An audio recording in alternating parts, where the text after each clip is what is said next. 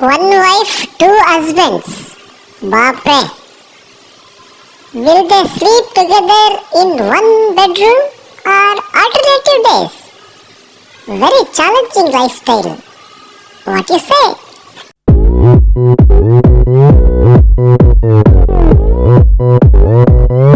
Oppan Gangnam Style.